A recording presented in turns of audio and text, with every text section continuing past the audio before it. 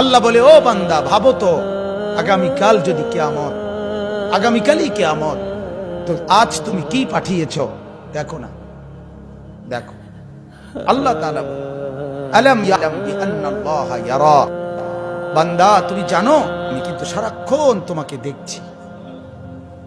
বিআন্নাল্লাহা ইয়ারা, আমি সারাক্ষণ দেখে থাকি। মা গাররাকা বিরাব্বিকাল কারীম, আমি মাওলা কেন সিজদা পেলাম? বলেন না বাপ, যুবক, এই ছেলেরা বল না বাপ, আজ সারা দিনে যারা এক ওয়াক্ত নামাজ পড়ো নাই, আল্লাহর সাথে এত রাগ কেন করলাম? মনিবের সাথে এত নারাজ কেন হলো? আল্লাহ তোমার কি কি ক্ষতিটা করছে বাজান, কও না। হ্যাঁ, মা তোমার যত উপকার করছে মালিক অতটুকু করে নাই?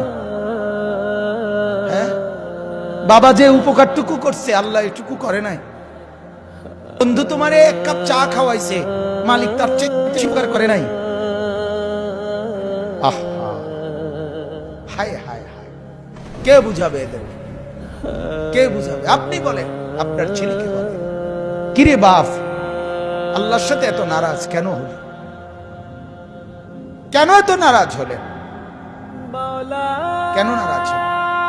এই জন্য অনুরোধ আমার, ভাবেন আপনার